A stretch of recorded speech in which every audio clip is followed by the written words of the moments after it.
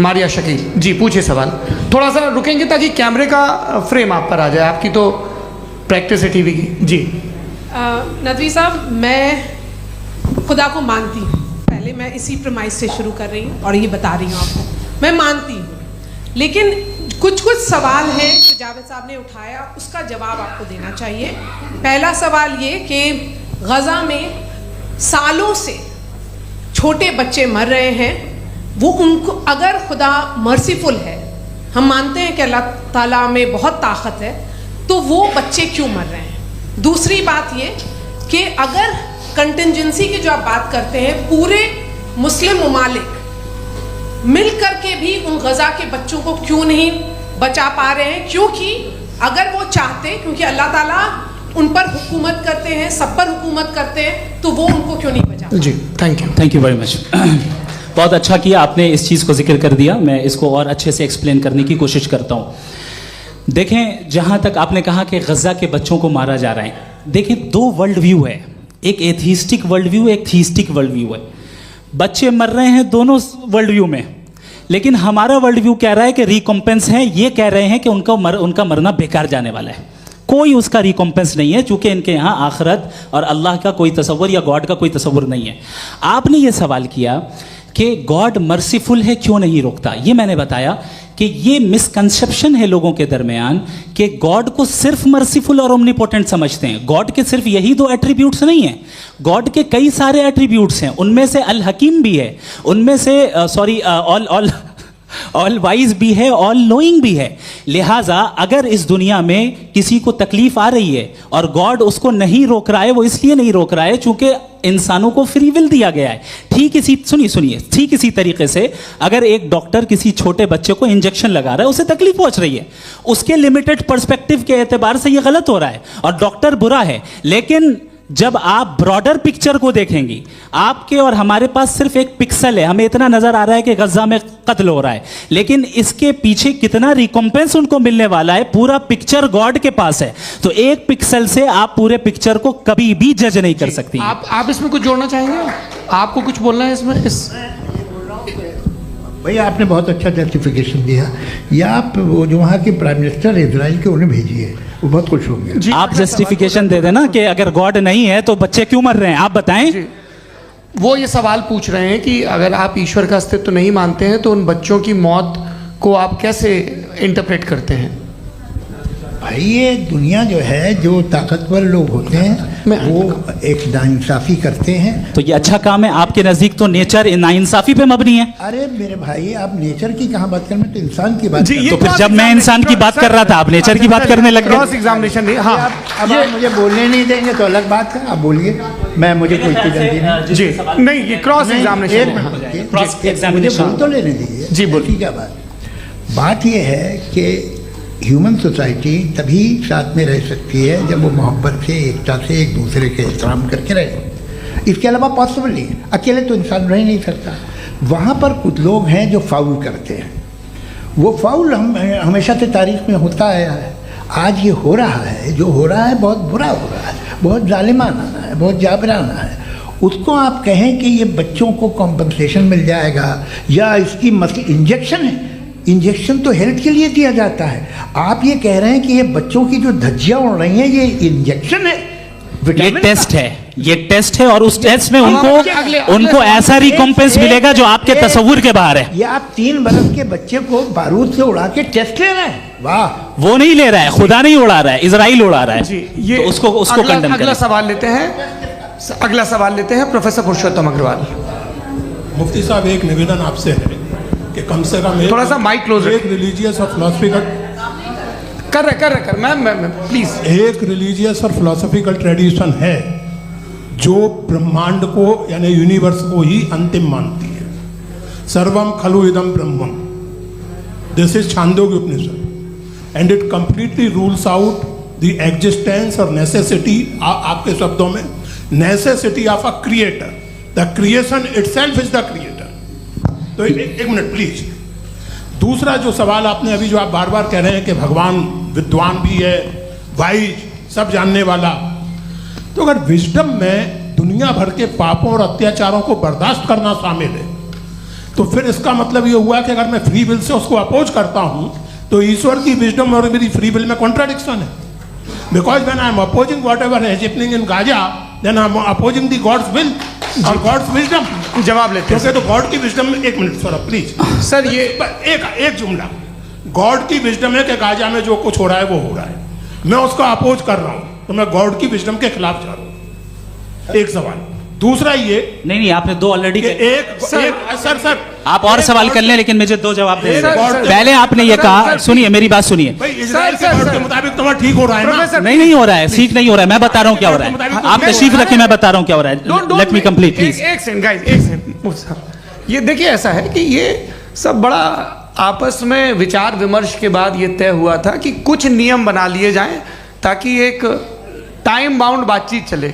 और भाई साहब, आप बड़ा ज़रूरी काम कर रहे हैं, लेकिन कैमरे के फ्रेम में आके उस काम को गड़बड़ कर दे रहे हैं. ठीक है गुरु, अब मेरे को कहीं का गुस्सा कहीं निकालना था, सॉरी.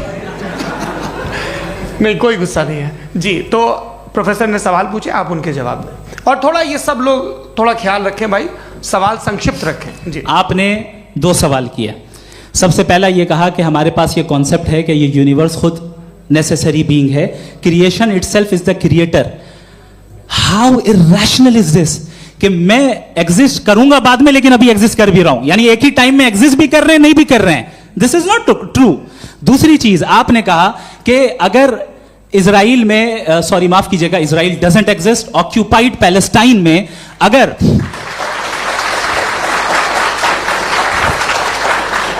ऑक्यूपाइड पैलेस्टाइन में बच्चों को मारा जा रहा है फ्री विल की वजह से और गॉड नहीं रोक रहा, ये कॉन्ट्रडिक्शन है. ये बताइए कि एक एग्जाम में एक बच्चा गलत आंसर लिख रहा है. सुनिए, एग्जामिनर चाहे तो रोक सकता है, क्यों नहीं रोक रहा है? ये कॉन्ट्रडिक्शन है, ये कॉन्ट्रडिक्शन नहीं है. माइक नहीं सर, ये आपस में जी. ये क्या आपका सवाल?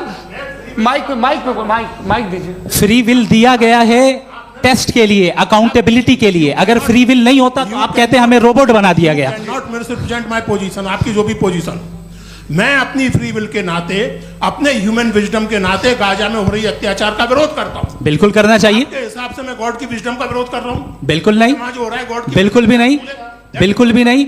उसका वहां पर गाजा में कत्ल होना ये इंसानों के गलत इस्तेमाल का नतीजा है, फ्री विल के इस्तेमाल का नतीजा है. गॉड इसका हुक्म नहीं देता, उससे रोकता है. यही तो मसला है ना. आपके लिए कॉन्सेप्ट क्लियर? नहीं भाई, आपने तो बताया था इंजेक्शन लगाने से बच्चे को तकलीफ होती है. ये इंजेक्शन लगा. सर, आप ऐसे रेटोरिक स्टेटमेंट दे तब तो कोई मसला नहीं समझते रहेंगे. This is a rhetoric statement, this is not a logical argument sir. I am sorry. आखिरी 30 मिनट बड़े मुश्किल होने वाले हैं जी. मुफ्ती साहब आगे बैठे हैं, इनको माइक दीजिए. हाँ तरुण, माइक आप अपने पास रखिए, आपको कैमरे का फ्रेम पता है जी. सबसे पहले दोनों को मुबारकबाद. एक सर अपना आप नाम बता दें. आप अमेरिका में शिकागो में रहते हैं, इतना मुझे याद है. बताया आपको. यासिर नदीम अलवाजदी मेरा नाम है. जावेद सर, आपसे क्वेश्चन है इन्फिनिट रिग्रेस के ताल्लुक से. एक हाइपोथेटिकल सिनेरियो है. मसलन अगर आप सर माइक थोड़ा सा प्लीज क्लोज रखिए. ओके जी. अगर आप शायर इसलिए हैं कि आपके कोई उस्ताद शायर थे, और वो इसलिए शायर थे कि उनके कोई उस्ताद शायर थे, और इसी तरीके से हम माजी में पीछे चलते चलते चले जाएं और कहीं ना रुके, तो माफ कीजिएगा आप कभी शायर नहीं हो सकते. लेकिन आप शायर हैं, आपका शायर एग्जिस्ट करता है, इसका मतलब ये है कि आप कहीं ना कहीं रुके हैं. तो मेरा सवाल ये है कि क्या आप इन्फिनिट रिग्रेस ऑफ कॉजेस को लॉजिकल फैलेसी मानते हैं या नहीं मानते? हाँ या ना? मैं इन्हें लॉजिकल फैलेसी नहीं मानता हूँ, लेकिन मेरा प्रॉब्लम यह है कि जब मैं नहीं मानता हूँ तो I will continue with this logic जो फैलेसी नहीं हो. आप एक जगह रुक जाते हैं जाके, आप कहते हैं ये गेंद कैसे बनी, ये जजीरा कैसे बना, ये समंदर कैसे बना, ये ज़मीन कैसे बनी, और अचानक गॉड पे जाके आपको ब्रेक लग जाता है. एक बार आप सवाल नहीं करते कि भाई इनको बनाने वाला तो इनसे भी कॉम्प्लिकेटेड होगा, वो कैसे बना, उसके बारे में आपने इत्मीनान कर लिया, वो हमेशा से है. तो अगर आप उसे हमेशा से मानते हैं तो फिर ये मान लीजिए कि कायनात हमेशा से है, क्या तकलीफ है? फिर हम वजूद में नहीं आते ना? जी हैं? हम मौजूद नहीं. अच्छा सर क्यों नहीं होता? मैं बताऊं प्लीज. जैसे मैंने मिसाल दी आपके शेर की, आपका शेर कभी वजूद में ना आता अगर शायर इसी तरह चलते रहते हमेशा. जी. माइक मेरे ख्याल से इन्फिनिट रिग्रेस का कॉन्सेप्ट क्लियर नहीं हो पाया. ऐसे रहने दें, लेट्स मूव ऑन सर. ठीक है. हाँ, थोड़ा सा मॉडरेटर का भी ख्याल रखें. नहीं आपने तो रखा है, आपने रखा है. यहाँ पे गौहर रजा साहब हैं, वो भी एक सवाल पूछना चाहते हैं. माइक यार नीचे से ऑन कर दिए, नीचे। पहले तो ये कह दूं कि मैं उन बच्चों से शर्मिंदा हूं जिनको गज़ा में कत्ल किया गया, क्योंकि हमारे होते हुए कत्ल किया गया। लेकिन उससे ज़्यादा शर्मिंदगी इस बात से हुई कि मुझे लगा कि मुफ्ती साहब उसको जस्टिफाई कर रहे हैं। बिल्कुल भी नहीं, आप बहुत ही गलत मुझे बात लगा मैं गलत हो सकता हूं। बिल्कुल गलत मैं है। सवाल पूछ रहा हूं। सवाल मैं देखिए, सवाल अगर पूछ रहा हूं। एक मैं जावेद भाई से डिसएग्री करता हूं। एक सेकंड देखिए, अगर देखिए ऐसा है, एक सेकंड आप सर वेट अरे आप कुछ मेरे पहले मुझे अपनी बात क्या लेने दीजिए। अगर ऑडियंस तय करेगी तो फिर मॉडरेटर का मतलब नहीं। मेरा आप सबसे ये कहना है, ये बहस दो लोगों के बीच में है, एक तरफ मुफ्ती साहब, एक तरफ जावेद साहब। पिछले 1.5 घंटे से ये लोग अपने अपने तर्क रख रहे हैं। आपकी इनसे इत्तेफाकी हो सकती है, ना इत्तेफाकी हो सकती है। मेरे उस्ताद मुझे सिखा गए हैं कि मुखामुखम में असहमति की गुंजाइश बची रहनी चाहिए। अगर मैं आपकी बहुत इज्जत करता हूं गौहर साहब, आपने जो कमाल की किताबें लिखी साइंटिफिक टेम्परामेंट, लेकिन मेरी ये गुजारिश है आप सबसे कि यदि आप इन लोगों ने जो बोला उन पर टिप्पणियां करेंगे तो ना वक्त की पाबंदी रहेगी ना वो अनुशासन। आप सवाल पूछ लें, उस सवाल में जो बात आ जाए वो आ जाए। मैं जावेद साहब से डिसएग्री करता हूं, इसलिए जावेद साहब से सवाल पूछ रहा हूं। आपका सवाल जावेद अख्तर साहब से। और सवाल ये है मेरा कि जावेद साहब ने कई बार लॉजिक का इस्तेमाल किया कि साइंस में लॉजिक है और रिलीजन में लॉजिक नहीं है। मेरा ख्याल ये है कि रिलीजन में भी लॉजिक है, लेकिन उस लॉजिक की बेसिस ये है कि आप रुक जाते हैं, जिसका जिक्र जावेद साहब ने बार बार किया, यानी खुदा के तसव्वुर पे आते हुए, गॉड के तसव्वुर पे आते हुए रुक जाते हैं। और इसमें सवाल पूछना मतलब फॉरबिडन होता है। सवाल यह है कि क्या जावेद साहब इससे एग्री करते हैं कि साइंस की लॉजिक अलग है और रिलीजन की लॉजिक अलग है? बताइए सर। देखिए, 3 चीज़ें हैं। साइंस है, एक है मंतिक है, इस्तिदलाल है, और एक जो है कुछ भी नहीं है, फेथ है, अकीदा है। मैं अकीदे की लॉजिक का कायल नहीं हूँ। मुझे आप इस्तिदलाल से, लॉजिक से, रीज़न से समझाइए, मैं मानने को तैयार हूँ, मेरा क्या नुकसान होगा। लेकिन ये कि अकीदे पे मैं नहीं जा सकता हूँ। अकीदे का मतलब है कि तुम ये मान लो, सवाल ना करो, ये नहीं। आप सारी बातें करके, बड़ी साइंटिफिक बातें करके एक जगह जाके खुदा के हुदूद पे रुक जाते हैं, सरेंडर कर देते हैं। मैं सरेंडर करने को तैयार नहीं। That's all. जी, ये आगे सर बैठे हुए हैं, इनको माइक दीजिए। भाई वो आप पूछना चाह रहे थे ना? हाँ, नहीं मैं ये थैंक यू जी। आपका नाम? आसिम इफ्तिखार। आसिफ जी, पूछिए।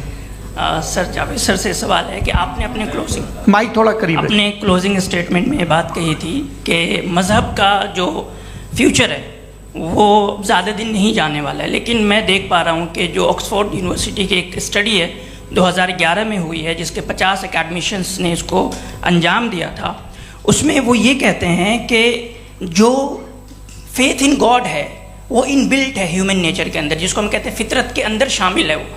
और वो ये कहते हैं कि अगर कोई ये समझता है कि मज़हब को वो ख़त्म कर देगा तो ये उसकी गलत फहमी है। तो आप इसके बारे में, इस स्टडीज़ के बारे में क्या कहते हैं? ठीक है, मैं उनसे एग्री नहीं करता हूँ। वो कौन से प्रोफेसर होंगे? ऐसा उनके क्या पास डेटा है, इन्होंने डेटा के बेस होगा। डेटा क्या हो सकता है? फ्यूचर का डेटा तो नहीं हो सकता ना उनके पास, प्रेजेंट का डेटा हो सकता है। डेटा आपने सुना 100 साल पहले का बाद का डेटा? मैंने तो नहीं सुना आज तक। तो आज उनकी ये राय है और होगी राय, ठीक है। दुनिया में तरह तरह की राय है लोग, लेकिन मैं समझता हूँ कि वक्त के साथ इंसान ज़्यादा से ज़्यादा रीज़नेबल और लॉजिकल होता जा रहा है। आज आप देखिए वेस्टर्न यूरोप में क्या परसेंटेज है नॉन बिलीवर्स की, बहुत हाई। वहाँ चर्च खाली पड़े होते हैं। तो अल्टीमेटली तो इंसान कोई ऐसी बात बहुत अरसे तक नहीं मान सकेगा, चाहे गलत या सही, जो उसे, उसके दिमाग को, उसके जहन को, उसकी लॉजिक को अपील न करे। वो कह रहे हैं तो ऑक्सफोर्ड के होंगे तो कैम्ब्रिज के होंगे, तो मुझे क्या लेना देना। उनका डेटा मुस्तकबिल का नहीं हो सकता है। जी दीपक, हाँ पूछिए। मैं आऊँगा अभी, पीछे की साइड भी आऊँगा, माइक वहीं भेजूंगा 2-3 साल के लिए। जी जावेद साहब, आपसे सवाल है। नमस्ते। अरे भाई सर इनसे अगर भी आप ही पूछिए। लोग को तय करना है तो फिर 200 लोग तय कर लें। ये एक साहब पूछ नहीं रहे सर, हैं। Please don't do this sir everybody has a right sir, but we can only take Okay. Selected questions. No no sir अरे ये भाई, यंग लोग भी आराम हैं से। तो इनकी ये एक अब बात उतने यंग, सुनिए। भाई आप यंग हैं कि नहीं हैं? एक मिनट, वो कह रहे हैं वो भी आएंगे, यंग हैं पूछ रहे हैं ना साहब, भाई। आप उनकी नौजवानी पर दावा उनको ही करने थे। हाँ मुफ्ती साहब आप यंग, हाँ पूछे। अरे भैया सर मेरा सवाल ये है, कुछ इनसे भी तो पूछो। जी हाँ। नहीं, बस आपसे एक सवाल है। जैसे थीस्टों के पास अपने जो ईश्वर को मानते हैं उनके पास अपने सोशल गेट टुगेदर्स हैं, 5 रोज़ आज क्रिसमस आने वाला है, होली है, दिवाली है, ईद है। एथिस्ट क्या ऑफर कर रहे हैं? मतलब मैं इनकी दुकान से बोलूँ, मैं आना चाहता हूँ उस तरफ, पर मैं अट्रैक्ट नहीं हो पा रहा हूँ। मैं सोशल गेट टुगेदर्स क्या है आपके पास? वो ये कह रहे हैं कि जो धार्मिक लोग हैं, अलग अलग धर्म के लोग, उनके उत्सव त्योहार हाँ, कॉन्ग्रीगेशन बड़ी बहुत अच्छी हैं। बात। अब आपको मैं एक सुनाता हूँ, यहाँ हिस्टोरियन भी बैठे हैं। मृदुला जी आप बताइएगा सही है कि नहीं। ये एक कॉन्स्टेंटाइन एक ग्रीक रोमन बादशाह था जो क्रिश्चियनिटी आने के 400 साल बाद उसने डिसाइड किया कि मैं क्रिश्चियन हो जाऊंगा, मेरी पूरी स्टेट कैंसिल हो जाएगी। उस ज़माने में ऐसे ही होता था, राजा जो धर्म इख्तियार करता था वो जनता भी कर लेती थी। इसलिए कि वो हो गया था बैंकरप्ट, और उसे जो मेडिटेरियन कोस्ट के रिच क्रिश्चियन वो थे मर्चेंट, उससे पैसा चाहिए था। तो उसने कहा यार क्रिश्चियन हो जाओ। तो उसने अपने वजीर से कहा कि भाई ये हिस्ट्री है कि अब हम लोग क्रिश्चियन हो जाते हैं। कहले सर हो जाएंगे, कोई प्रॉब्लम नहीं है, लेकिन एक प्रॉब्लम ये है कि 17 दिसंबर से 25 दिसंबर तक जो पेगन फेस्टिवल होता, जो पेगन थे वो लोग, जो फेस्टिवल होता है वो बंद हो जाएगा, इसलिए कि हम क्रिश्चियन हो गए तो होगा नहीं। तो वो बच्चों को बहुत बुरा लगेगा, पब्लिक को बहुत इन्जॉय करते हैं, खासतौर से 25 को मेन डे। तो उसने कहा हाँ ये तो सही कह रहे हो। ये जीसस क्राइस्ट की पैदाइश कब थी? कहते साहब वो अप्रैल में थी। नहीं कट करो, वो 25 दिसंबर को है।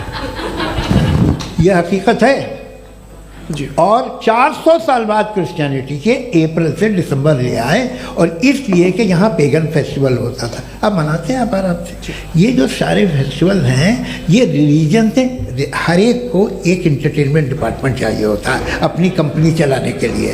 तो ये रिलीजन ने, ये सेकुलर त्योहार थे जिन्हें रिलीजन्स ने ले लिया है। ये मौसम के थे, फसलों के थे, किसानों के थे, उसको आपने लेके रिलीजियस रंग दे दिया। ये कोई रिलीजन से थोड़ी आए आप। अच्छा हमें देखिए, हम तो मुल्द हैं, हम ईद मनाते हैं, हम दिवाली मनाते हैं, हम होली मनाते हैं, हम क्रिसमस मनाते हैं। बम्बई की फिल्म इंडस्ट्री की सबसे बड़ी होली हमारे घर में, सबसे बड़ी ईद हमारे घर में। वो हमारी सोशल वो है, हमारे हेरिटेज है। ऐसा थोड़ी है कि we will throw the baby along with the water. ये तो अच्छी चीज़ है, इन्हें रखो, जो बेकार है फेंक दो।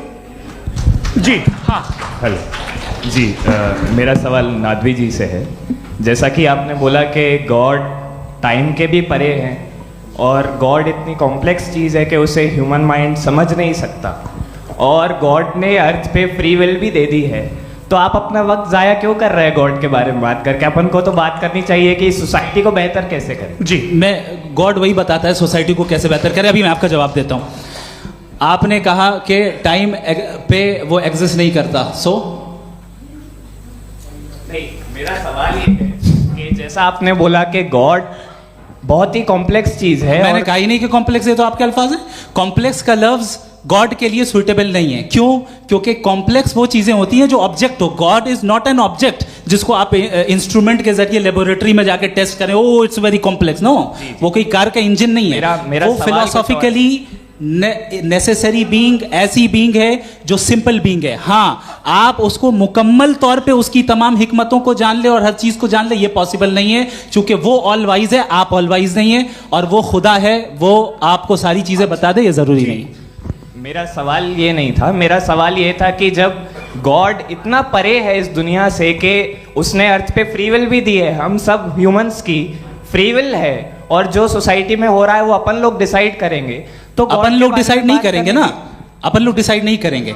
गॉड जो है, गॉड ने वो उसकी जात, उसकी एग्जिस्टेंस टाइम एंड स्पेस से परे है, लेकिन वो हमारा टेस्ट ले रहा है, और उसी गॉड ने हमें बताया कि तुम्हें क्या करना है क्या नहीं करना है। तो जाहिर है उस गॉड की बात सुनेंगे ना हम। जी, वो पीछे एक चश्मा लगाए जो मैम खड़ी हैं, उनको दीजिए। हाँ आप जी जी बिल्कुल आएंगे। देखिए मैं कोशिश कर रहा हूँ सब तरफ जाने की। हाँ उनको दीजिए माइक जी। हेलो सर, मैं ओमनी प्रेजेंट नहीं हूँ, टाइम पाबंद हूँ और जहाँ तक कोशिश कर सकता हूँ करूँगा जी। अपना नाम बताइए। मेरा नाम उर्सुला है, मैं दिल्ली यूनिवर्सिटी की एक स्टूडेंट हूँ और मैं स्टूडेंट फेडरेशन ऑफ इंडिया से हूँ।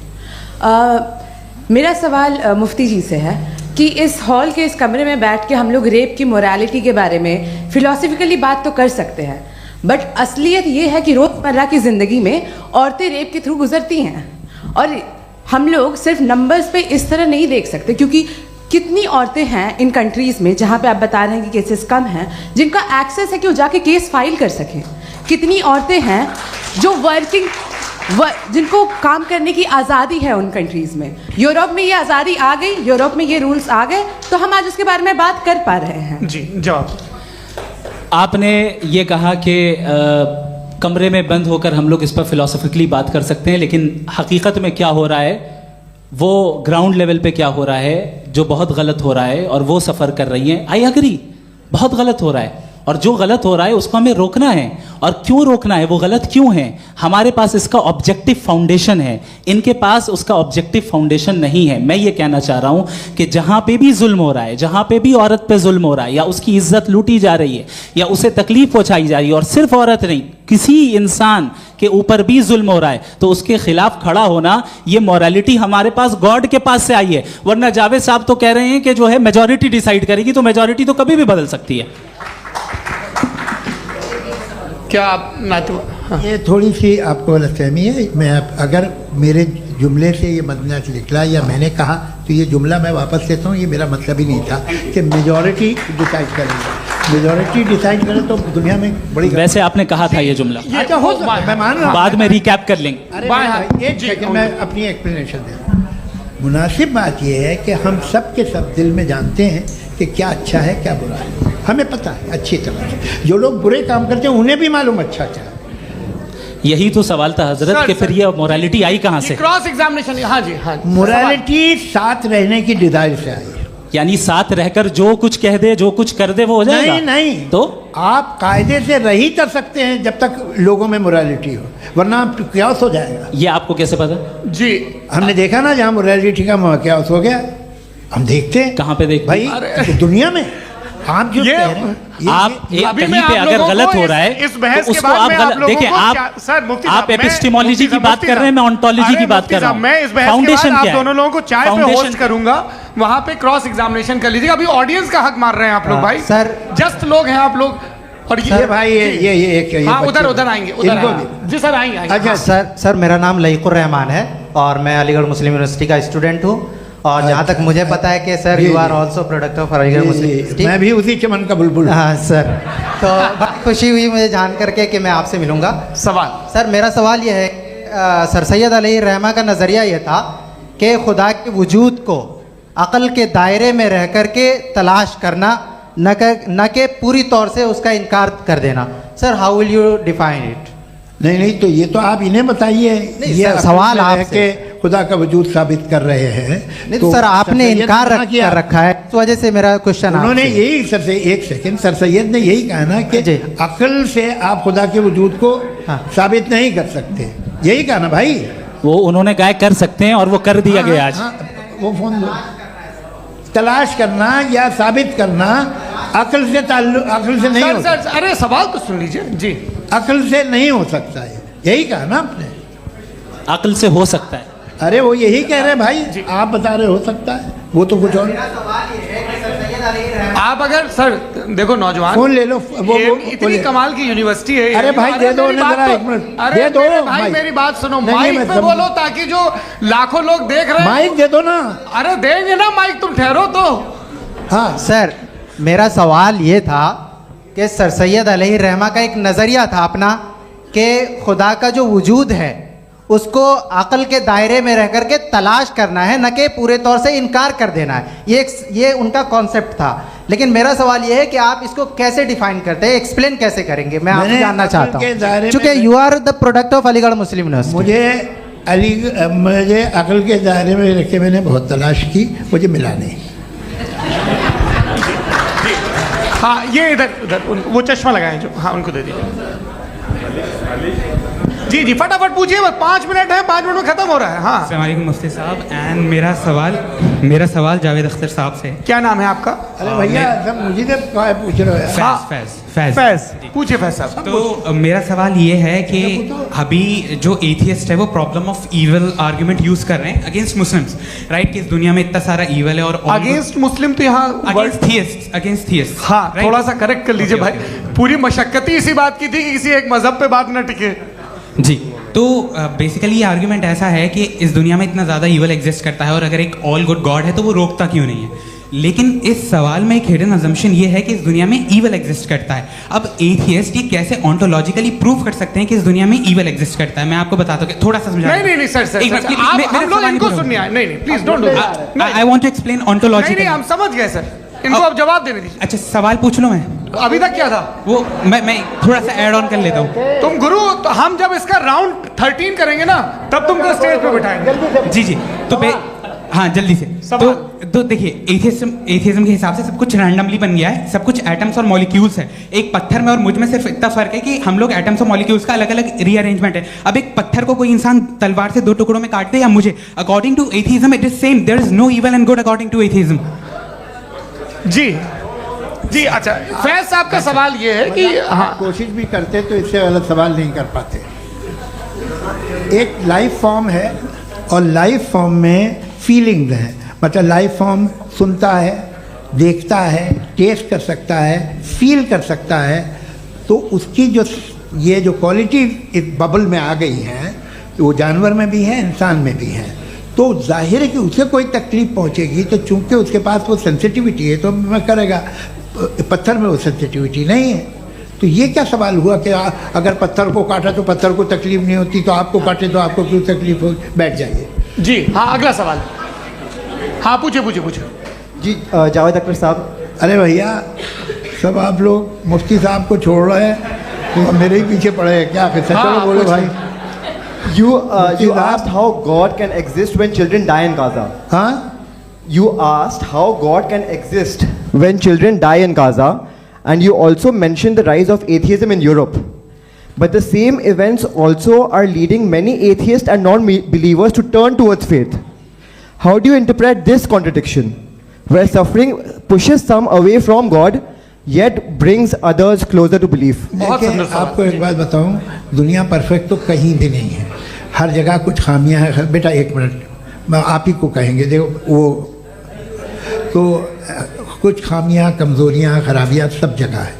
लेकिन अगर देखोगे ईमानदारी से कि दुनिया सबसे ज़्यादा महज़ब कहाँ है, एक आम शहरी को कहाँ हुकूक हासिल हैं, वो बोल सकता है, अपनी मर्ज़ी से काम कर सकता है, अपनी मर्ज़ी से राय दे सकता है, हुकूमत के ख़िलाफ़ बोल सकता है, बरसरे इक़्तिदार लोगों के बारे में बोल सकता है, सरमायादारों के ख़िलाफ़ बोल सकता है। तो आपको ये स्कैंडिनेवियन कंट्रीज़ में मिलेगा, वेस्टर्न यूरोप में मिलेगा। मैं नहीं कह रहा वो परफेक्ट है, बिल्कुल नहीं, वहाँ बहुत ख़राबियाँ भी हैं, परफेक्ट तो कोई। लेकिन जिन जिन मुल्कों में, लैटिन अमेरिका देखो, गल्फ़ देखो, वहाँ पर आपको ये ज़रूर है कि रेप नहीं होते होंगे। रेप की ज़रूरत क्या है भाई? उसको तो ख़रीद लो, घर में रखो, सड़क पर रेप करने की क्या ज़रूरत है? मगर सुनिए, मगर हकीकत ये है कि वहाँ शख्सी आज़ादी राय देने की, बोलने की नहीं है। जी ये एक आखिरी सवाल मुफ्ती साहब से। हाँ मैम, इनको माइक दीजिए। शुक्रिया। मेरा नाम मनीषा है, मैं हरियाणा से आई हूँ। मैं मुफ्ती साहब से एक बात पूछना चाहती हूँ। आप बार बार जावेद साहब को कॉन्ट्राडिक्ट तो कर रहे हैं कि आपने ये कहा, लेकिन आप भी अजम्पशंस के बेसिस पे बात कर रहे हैं। आपने खुदा के होने का कौन सा प्रूफ पेश किया है, खुदा की एग्जिस्टेंस का? अब इस सवाल को अलग रहने दीजिए, कौन एथीस्ट है कौन नहीं है। और दूसरी बात जो आपने एक छोटी सी कही थी कि ये फ्री विल का इस्तेमाल करता है इंसान अपनी, लेकिन इस फ्री विल का इस्तेमाल में मतलब खुदा ने ये दे दी सबको ये इजाज़त कि वो कितना घिनौनापन और कितने ज़्यादा ख़राब से ख़राब तरीके इस्तेमाल कर सकते हैं। जवाब सुनते जी। आप फ्री विल को मानती है ना, या अब कहती है कि फ्री विल नहीं है ना? मानती है ना? तो अब आपके पास इसका कोई एक्सप्लेनेशन नहीं है कि अगर एक इंसान उस फ्री विल का इस्तेमाल करके गलत काम कर रहा है और बच के अच्छी ज़िंदगी गुजार के निकल जा रहा है, उसका कोई रिकम्पेंस नहीं है। हमारे वर्ल्ड व्यू में जो इंसान गलत काम कर रहा है उसको भी रिकॉम्पेंस यानी उसका बुरा बदला मिलना है, और जो सही काम कर रहा है उसको सही बदला मिलना है। लिहाजा जो फ्री विल है वो इस तरीके से है कि एक लिमिटेड टाइम तक खुदा ने मोहलत दी है। ऐसा नहीं कि छूट दे दी, जो करना है करते रहो हमेशा। वक्त आएगा जब एग्जाम का टाइम खत्म होगा तब रिजल्ट आएगा, दौराने एग्जाम जबरदस्ती आपको नहीं बताया जाएगा। अरे भाई एक सेकंड, जी, एक सवाल मुफ्ती साहब से मेरा, सर, मुफ्ती साहब से एक सवाल। मैं रुक जाइए, आपसे फोन, आप इसके बाद आपसे माइक छीन चुका। हाँ बोलिए। मैं मुफ्ती साहब एक ही सवाल करता हूँ कि अगर जो हो रहा है फ्री विल से हो रहा है और एक दिन बरोज़ क़यामत इंसाफ होगा मैशर में वगैरह वगैरह, तो दुआ क्यों मांगते हैं लोग? दुआ मांगते हैं इसके मतलब है अभी भी उसने ये डिपार्टमेंट रखा है कि मैं रोज़मर्रा की ज़िंदगी में बिल्कुल बिल्कुल ही कैन। तो तुम कैन हो, तुम मुझे नौकरी दिला देते हो, मेरे बेटे को ग्रीन कार्ड दिला देते हो, और 45,000 बच्चे मरते हो उन्हें रोकते नहीं हो। नहीं तो क्या आप ये कह रहे हैं कि इस दुनिया में जालिमों को कभी पकड़ ही नहीं होती है? अरे जो भी पकड़ होगी वो बच्चे रोते हैं। बिल्कुल, देखिए मैंने अपने ओपनिंग स्टेटमेंट में यही कहा था कि जनाब जावेद साहब सिर्फ इमोशनल आर्गुमेंट देंगे। This is an emotional argument. ये छोटे मोटे इसके पीछे का रीजन मैंने बताया क्या है, देखिए मैं इसके पीछे का विजडम क्या है मैंने बताया। मंच से आप लोगों को सज्जनों इसलिए कह रहा हूं ताकि थोड़ा सा आपके कॉन्शियंस पे जोर रहे कि आपको ऑर्डर बचा के रखना है। वक्त तय हुआ था, ये वक्त पूरा हुआ, आपने इतने धैर्यपूर्वक सुना, मैं आप सबका बहुत बहुत शुक्रगुजार हूं। यदि इन दोनों विद्वानों की इच्छा होगी तो कभी हम इस बातचीत का राउंड 2 राउंड 3, यही तो देखिए खूबी है इंसान की कि बहस मुबाहसे में वो पड़ा रहता है। आप लोगों ने बड़े धैर्य का परिचय दिया, बहुत बहुत शुक्रिया। इसी के साथ ये बातचीत यहाँ पे समाप्त लोग को होती है। मैं एक बात बता दूं, ये सारी बहस हो गई, अब मुफ्ती साहब और बड़े मुफ्ती साहब इन साथ के साथ मैं खाना खाने वाला हूँ।